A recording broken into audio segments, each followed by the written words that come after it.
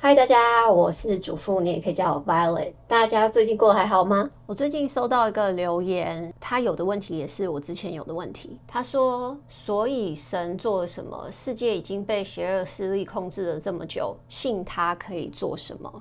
其实我在认识神之前，我跟你有一模一样的感觉。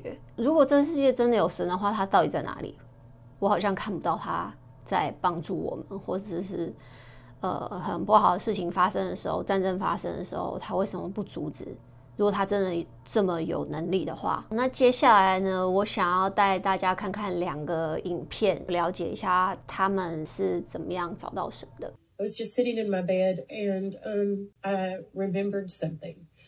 And this is a story that I haven't shared on here. And I just felt like I needed to get up and I needed to tell it. Like I ain't having time to put makeup on or prepare for this in any way. But it needs to be told. And it's for somebody.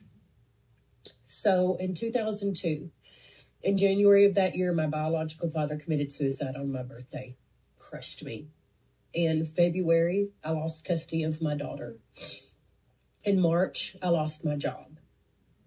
In April, I was about to be evicted from my apartment and lose my car.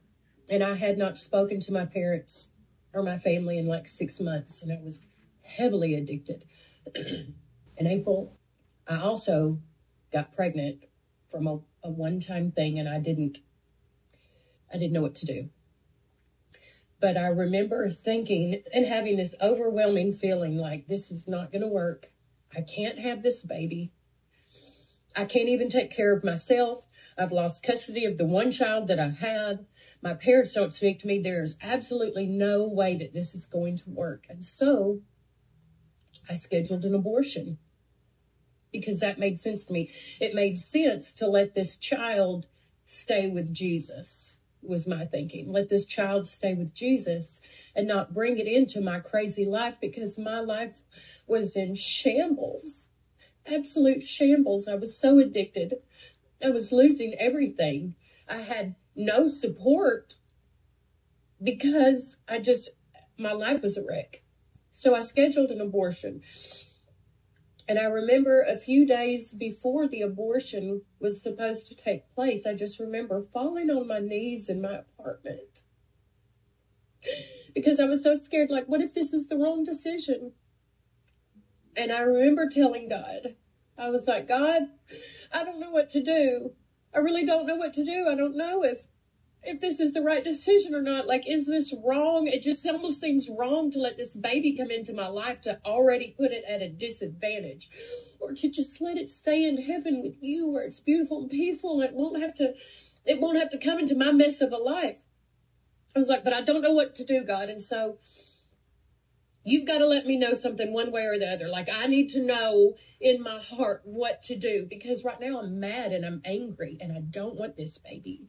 And I'm pissed off that I have this decision to make now. So God, you've got 3 days to let me know what to do.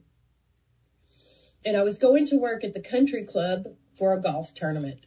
And nobody knew I was pregnant there. Nobody knew that I was struggling with this. And so I would sit at my tent, and when people would come, I would give them their drinks and we'd make small talk. And then when it would leave and I would have a moment to myself, I would just put napkins under my eyes and I would just start crying because I didn't know what to do.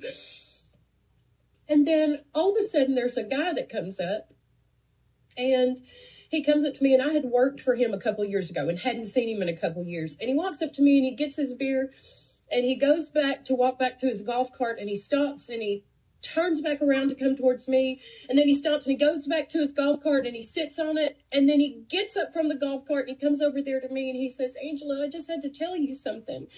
Like, I don't know if this is the right time or place to tell you this. And I almost didn't think about telling you because I just got a beer and I didn't want you to think that I don't know what I'm doing or that I'm being a hypocrite. He was just like, but I just had to let you know. He was like, I've really been praying for you lately. Like, you've just been on my heart.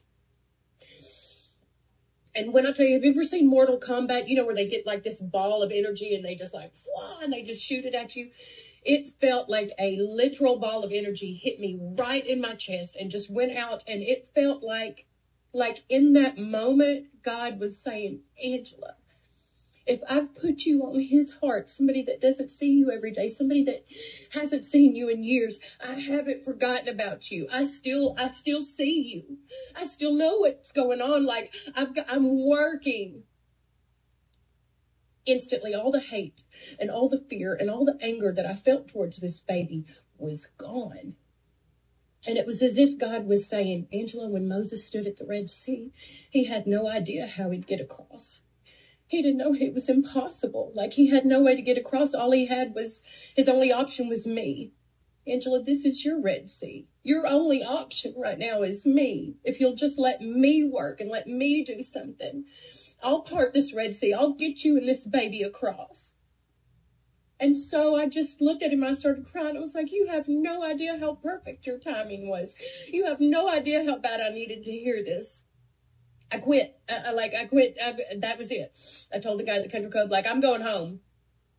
I remember I got in my car and I went and sat in the parking lot at Hibbett Sports and I just wept. And I was like, okay, God, if we're going to have this baby, you need to prepare my parents' heart because I'm absolutely terrified to tell them. Like, you just have to let them know because if they freak out, I'm going to freak out. And I waited 3 days. And 3 days later, I drove up to my parents' house for the first time in 6 months or more. And I walked in and my mama looked at me and she said, Angela, what are you doing here? And I was like, I just needed to come see you. And so her and my little sister sat down at a table. And we just started talking and I couldn't take it anymore. And I just blurted it out. I'm pregnant. I'm pregnant. And my mom slaps the table. And she looks at my sister and she said, what did I tell you? And my sister looked at me and she said, Angela, 3 days ago, Mom was sitting in her room. And I heard her just like groaning and travailing and interceding for you. And she got up. And she came into my room and she said, your sister's pregnant and she's thinking about not having this baby and we've got to pray for them because God has a plan and a destiny for her and that baby. And she's thinking about ending that baby's life and we have to stop it. And she said, and we just started praying and praying. And it was at that moment that I was at the country club thinking about this abortion I'm going to have in 3 days. And at that moment when that guy, Jody, came up to me and he was just like, I've been praying for you. And when God was like, this is your Red Sea and I'm going to part it if you'll just let me. If you'll just let me take control of this situation, I can make it work. That baby is 21, almost 22 years old today. I still had a lot of work to be done on me. But God made a way for all of us. My faith was this big. I had this much. I had just an idea, just a thought that it might be possible. Could make it work. It was just this much. If you're in that situation and you just have just this much and you think it might be possible, that God could make a way, that it could work out, you take that and you run with it. And you give him the opportunity to show up and show out in your life and just show you that he is a God of working the impossible. That's what he specializes in. If he'll do it for me, he can do it for you. I hope you guys are blessed and I hope you have a wonderful, beautiful day. I have a daughter that my wife had noticed some maybe developmental issues with her movement and stuff. She took my daughter to a neurologist. The neurologist did an assessment and said, I think she's fine. However, she might have something called spinal tethering. And what happens is as the baby grows, the spine will stretch and then they'll lose function of the lower half of the body. We can see it through an MRI. If we do identify it through an MRI, oftentimes we can surgically repair it and there's not an issue. Your 1-year-old's gonna have to get an MRI if you wanna know for sure. For a 1-year-old can't sit. You ever have an MRI? A 1-year-old's not going to do that. So what do? They put him under general anesthesia. I'm like, I don't want to put my 1-year-old under general anesthesia. Yeah. It's not good for their brain. But then on the flip side, if there is spinal tethering, I want to know so we can maybe fix it. So I, for the first time in my life, was praying out loud. Never done that before. So I'm driving to the pediatrician's office and I'm praying out loud. And the way I'm praying is like this. I'm like, God, I don't know if you're real. I need you to show me in obvious ways. Like, so then I go to the studio because I'm like, we're supposed to record a podcast. there was a parking lot that was next to our studio. There's a homeless dude building a fire in the middle of the parking lot. Okay, so and I look in my rearview mirror and I'm like, maybe I'll ask this guy to pray for me, right? But I'm looking in the rearview mirror and this dude's building a fire. So I'm walking away and then I hear, excuse me, sir, excuse me. Turn around, it's a homeless dude. I said, what's up? And he goes, have a nice day. So I said, you know what? I said, can you do something for me? I didn't give him money or anything. I just asked him. I said, can you do something for me? He says, sure. I said, can you pray for me? He says, yeah, I can pray for you. He said, what's going on? I said, well, we're taking my daughter to the pediatrician today to get looked at. And then he interrupts me and he goes, is it her spine? Shut the fuck up. I swear to God. Shut up. Listen to me, I swear to God. No. Listen to me, I swear to God. No. I swear on everything. And it's hard not to get choked up talking about it. It's true. So it hit me like a brick. He said, is this something with her spine? So I felt like someone punched me. And he says, I'll pray for you. I'll pray for you. After that conversation, I had money in my wallet. And I thought maybe I'll give him some money. But I didn't give him any money. I said, is there anything I can do for you? And he said, no. He goes, you've done more for me than society's done in a long time. Thanks for talking. The day before that, I had just started reading scripture, which I'd never done before. And one of the first things I read was a story about Jesus. He said the line, what you do to the least of you, you do to me. In other words, how you treat the worst in society, you're doing that to me. I remembered that right there because the guy said, you did more for me than society's done in a long time. That my daughter, she's 1, she's shy. When we go to the doctor, she's grabbing onto my wife and buries her head and doesn't want to come off. And if we peel her off to get weighed or checked, she cries. Yeah. My daughter's going to cry the whole time. She's not going to want to do anything. Because the test involved picking this up, climb over here, reach for this. Can you say this? Can you do that? Right? I'm like, what's going to happen? Bro, I get there. We bring my daughter in there. And all of a sudden, my daughter becomes a performer. Everything the pediatrician asked, it was like, bro, what the She's climbing, she's reaching, she's laughing, she's interacting for the whole thing. Pediatrician looked at us, she goes, for sure, she's fine. You don't need to do a test. And that was it, man. I was like, that's it, I'm a Christian 100%. 看完这2个影片，我觉得有一句话可以非常精准的形容我们人跟神的关系。神在我们的痛苦中向我们呼喊，这是他的扩音器。以此唤醒这个聋聩的世界。我觉得大部分的人在过得很开心、过得很顺遂的时候，应该不会想到神吧。我自己是在看到这个世界很黑暗的一面，处于一个就是很恐惧、很无助的情况之下，跟神求救。我还记得我就是很生气的、非常怒的问他了一大堆问题。其实我没有预期，就是他会给我任何的回应。因为我那时候比较是属于站在不觉得神会给我回应的这个光谱这边，我知道有神，可是我不知道他是哪种神，可以这样讲。结果隔天呢，我觉得神就透过一个影片告诉我一句话，他说没有关系，你可以依靠在我身上。我听到这句话的时候大哭了很久。我想大部分的人都是被教育就是我们凡事要靠自己，结果呢，我就是把很多的压力都会放在心里，所以有一种越活越累的感觉。然后后来开始念圣经，我才学到，就是其实我是可以把我的重担交给神的，然后我可以选择把它带到我的生命里面，让他带我去度过很多难关。圣经我还没有全部念完，然后我现在整体看下来的感觉是，我觉得人其实没有这么厉害，因为没有神的带领，人类为了金钱、利益、权力、面子，我觉得可以做出很多很毒的事情。我们只要看看我们现在生活的这个世界，我们就知道了很多战争、诈骗、鱼朦胧的事件，还有婴儿活摘器官，还有很多世界领导人啦、皇室、好莱坞明星啊，他们都在崇拜撒旦，出卖他们的灵魂来换取权力、金钱、利益。圣经里面很清楚的告诉我们，掌管这个世界的其实是撒旦。我之前还不是基督徒，还没有认识神的时候，如果有人跟我说掌管这个世界是撒旦的时候，我会觉得你还好吗？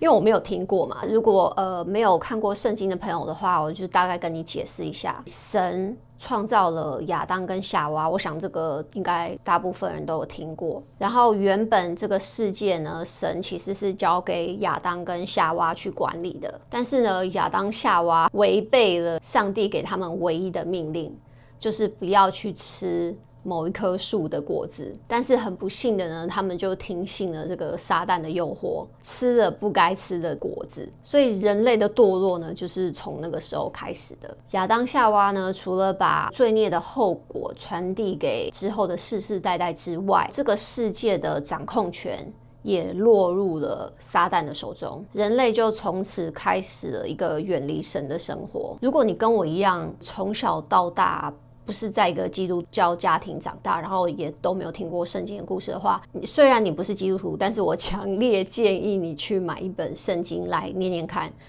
我跟你讲，它真的比哈利波特还精彩很多。我常常在看到有一些章节的时候，我就觉得哇 mind blown， 因为它里面有很多比如说像是耶稣展示神迹啊，或者是撒旦是怎么样欺骗或者是引诱让人类相信他的谎言，或者是说你会看到人性很黑暗的一面，当然也有人性很美好的一面。anyways， 反正整本圣经我觉得非常精彩。虽然撒旦控制这个地球，但是上帝呢，他毕竟是创造万物的神，他早就已经有对策了。他把他唯一的儿子送到这个世界来，他就是耶稣。所以耶稣在这个世界为人治病驱魔，耶稣教导大家爱和宽恕，耶稣死而复活，向大家展示神迹。耶稣呢被钉在十字架上面这件事情呢，其实是他解救人类的一个计划。因为耶稣他其实是带着我们所有人的罪孽死在十字架上面，他代替我们所有人承受罪孽的后果。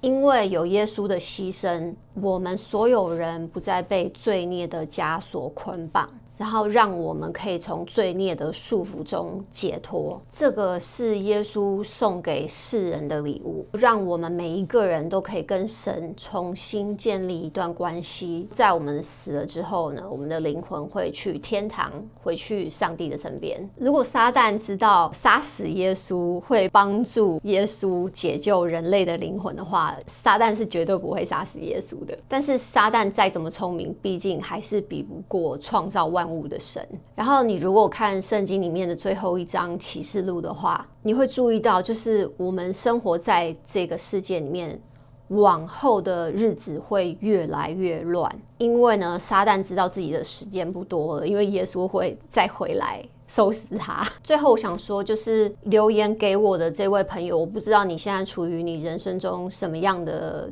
阶段。如果你正在经历就是比较低潮的情绪的时候，你可以试试看跟神求救，把你心里有的疑问都问他。很生气也没有关系，因为我就是很生气的在问他很多问题。他是一个真的会给你回应的神，他除了会给你回应之外，他也会改变你对很多事情的看法。就像我们刚刚看到第一个影片里面的女生说的话，神对她说，你现在正在经历人生的红海，如果你愿意让我来引导你，我会带着你安全渡海。你不用把所有的压力都放在心里，一肩扛起，然后一个人去面对。给神一个机会，让他去带领你度过人生里的红海。我只想跟大家说，就是找到神之后的日子，我真的从小到大没有那么平静过。这是我心里的感觉，是一种很踏实，然后又有很多 peace， 还有很多勇气，还有信心。当然还是会有情绪低落，或者是对未来不确定的那种感觉，但是我觉得找到神之后，心里多了一份踏实感，因为我知道他其实就是一直在我的生活里面。我有问题的时候，我就是依靠他，然后给我方向，帮我排除困难。我看过很多人的分享，就是你知道不认识神的时候，你也不知道要怎么跟神讲话嘛，对不对？很多人都会说，他们自己的经验是，他们遇到人生很困难的时候，当然就是一个人躲在房间里面哭嘛，对不对？我想大家都是这样吧，遇到困难的时候就在房间里哭。就是你自己一个人的时候，很安静的时候，跟神去讲话。我不知道会发生什么事情，但是我100%确定他一定会给你回应。也许不是当下，但是我100%确定他绝对会给你回应。那我们下次再见，拜拜。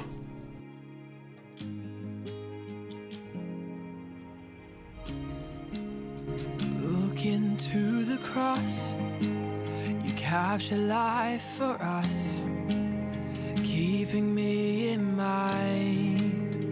On that tree you died.